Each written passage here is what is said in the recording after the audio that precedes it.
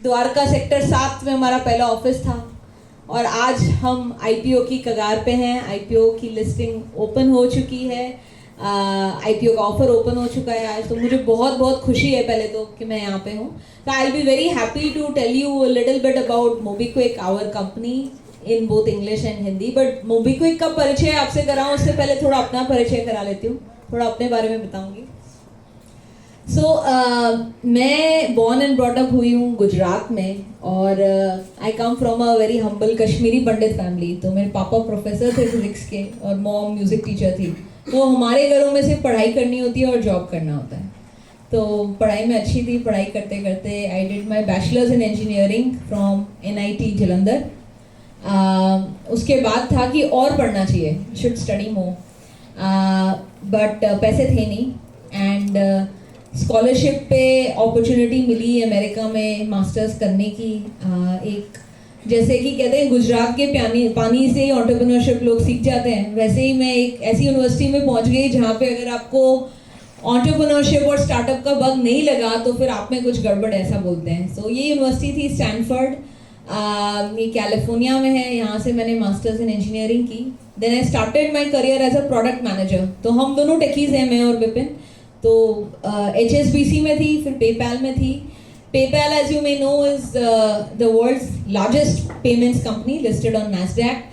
And PayPal के साथ मुझे अपॉर्चुनिटी मिली पेमेंट्स को, डिजिटल पेमेंट्स को नई नई कंट्रीज में लेके जाने की। तो यूरोप में मैंने कई कंट्रीज में काम किया, बेस्ड कैलिफोर्निया में थी। उसके बाद मुझे लगा कि मैं इतने सारे अलग अलग कंट्रीज में, अमेरिका में, यूरोप में डिजिटल पेमेंट्स का काम कर रही हूँ, बट इसकी सबसे बड़ी अपॉर्चुनिटी तो हमारी अपनी कंट्री इंडिया में है। तो मैं इंडिया में आके क्यों ये ना काम करूं। तो आइडिया बहुत अच्छा था, मेरे को तो स्टार्टअप बग लग चुका था। I wanted to do something of my own, but family का सपोर्ट बिल्कुल नहीं था। उनको था टिपिकल मिडिल क्लास फैमिली, अच्छा डॉलर में कमा रही हो, US में रहती हो, ग्रीन कार्ड है, अभी इंडिया क्यों वापस आना है, वहीं कर लो स्टार्टअप, ऐसा क्या है। तो बट मुझे था वो स्वदेश वाला बल्ब मेरा भी चमक रहा था कि नहीं, मुझे तो यहीं आना है। तो वापस आ गई मैं 2008 के, इनकी बात है, दिल्ली आ गई मैं।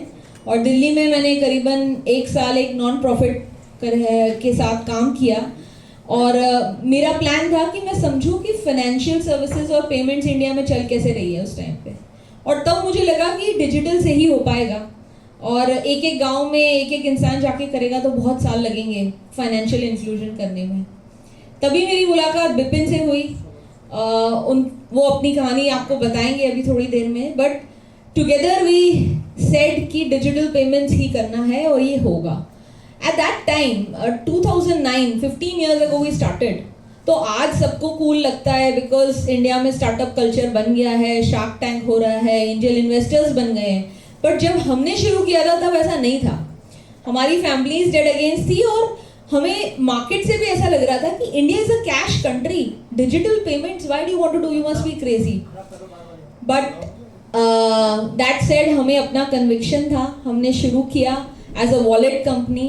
तो आज मोबीक्विक इंडिया की लार्जेस्ट वॉलेट कंपनी तो बनी गई है, बट मैं आपको बताना चाहती हूँ कि हम पहली वॉलेट कंपनी भी हैं। और हमने शुरू कैसे किया, द्वारका में मेरा घर था, वहाँ पे डाइनिंग टेबल था, उस पर एक मेरा लैपटॉप और एक विपिन जी का लैपटॉप, और ऐसे हमने कंपनी शुरू की है। अपने ही सेविंग से कंपनी को बूटस्ट्रैप किया है। पहला एम्प्लॉई हमने 1 साल बाद हायर किया है, तब तक coding, business development, customer support हम दोनों खुद ही करते थे सब कुछ। धीरे धीरे कंपनी आगे बढ़ती रही और हमें 4-5 साल की जब कंपनी हो गई थी तो हमें खुद ही इनबाउंड PE इन्वेस्टर्स आने लग गए। और सिकोया कैपिटल इंडिया, जिसको पीक 15 कहते हैं, उनसे हमने सीरीज A भी रेज किया। उसके बाद अमेरिकन एक्सप्रेस, बजाज फिनसर्व, और फिर 2021 में हमने last private round Abu Dhabi investment authority से रेज किया। और कंपनी की बढ़ोतरी पेमेंट्स में, बिल पेमेंट से शुरू की, फिर हम ई-कॉमर्स में गए, फिर उसके बाद हम फिजिकल रिटेल यानी कि आपके आसपास की दुकानों में भी पहुंचे।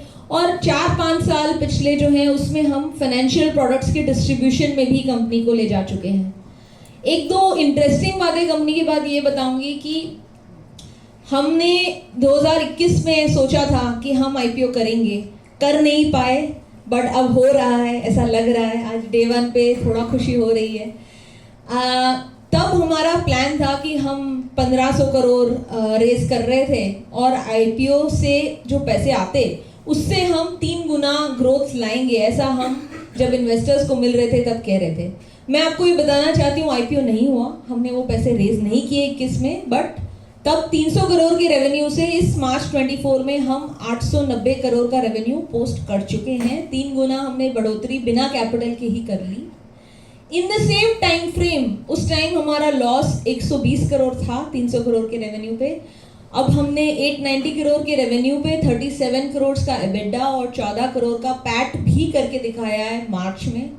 आप कह सकते हैं कि 14 करोड़ बहुत छोटा नंबर है, बट मैं आपसे ये कहूँगी कि हमारे सेक्टर में कोई और कहाँ कर पाया है 1 करोड़ भी, हमने तो फिर भी कुछ करके दिखाया है। तो प्रॉफिटेबल कंपनी हम बन चुके हैं।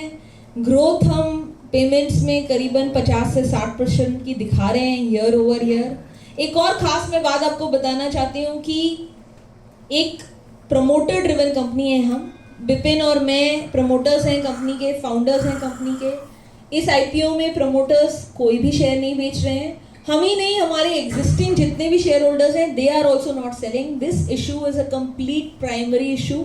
सारे पैसे कंपनी की बढ़ोतरी और ग्रोथ में ही जाएंगे। तो ये एक और इम्पॉर्टेंट बात है आपको बताना चाहती हूँ कि ग्रो कर रही है कंपनी, अच्छा कर रही है कंपनी, रेगुलेटरी पर्सपेक्टिव से क्लीन चिट है, कोई हमारे कंप्लायंस इश्यूज नहीं आए हैं पिछले कई सालों में। प्रॉफिटेबल भी कंपनी ने अपने आप को करके दिखाया है, बहुत फ्रूगली बनाई है हमने प्रोडक्ट और टेक इनोवेशन के बैक पे कंपनी, और प्रमोटर ड्रिवन कंपनी भी है। यही कुछ बातें मैं आपको बताना चाहती थी। बिजनेस मॉडल डिटेल में अब मेरे कोलीग विपिन बताएं।